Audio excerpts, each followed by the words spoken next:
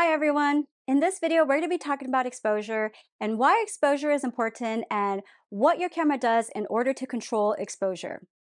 So exposure is basically how bright or how dark an image is when you take a picture. And your camera has three different things that it can do in order to determine how much light it wants to take away from a scene in front of it. Now, the first thing that your camera can control when it comes to recording a scene and the amount of light that's there is the ISO. And the ISO is basically telling your camera how sensitive you want the sensor to be when it comes to recording an image. Now, if you set your ISO really high, that's telling your sensor to be very sensitive to the light in front of you. And so you don't need as much light, and you could take a picture in a darker area or at a darker time. But the trade-off is that at those higher ISOs, you end up getting a lot of those tiny little dots in your pictures, which are called noise or grain, and you don't get as much of the same richness when it comes to colors and tones. So your goal is to try and shoot at the lowest ISO possible.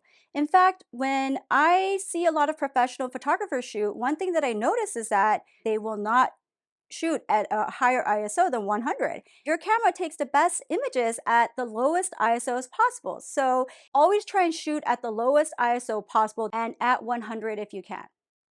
Now, the second thing that your camera does when it comes to exposing for an image is it controls the aperture. And the aperture is telling the lens how wide you want it to open when it comes to taking a picture. So when it comes to your aperture, you're going to find that the lenses that have the wider apertures, which this part's confusing, but it's the smaller number that comes after the F when you go shopping for lenses.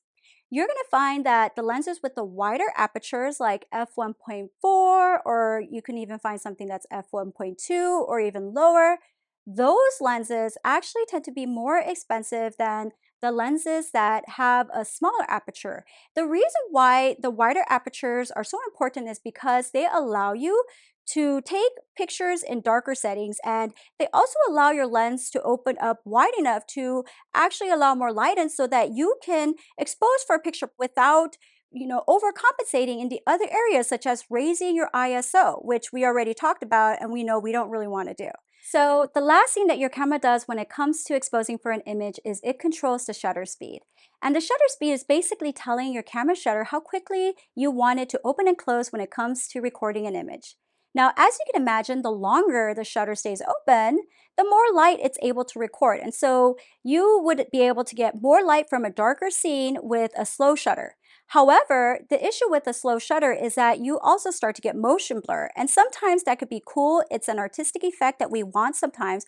But most of the time, I find that parents are just trying to get nice, sharp images of their kids. And in order to do that, you really actually want a faster shutter speed, which is going to be something like 1 over 125 or 1 over 250, if not higher, in order to still get a nice, clear, sharp, in focus image, especially if your kids are moving quickly. But at the same time, you also want a low ISO in order to get the most richness and most sharpness when it comes to the image without the noise. And so you're going to want to set your ISO as low as possible, your shutter speed around the 125 to 250 mark, if not higher.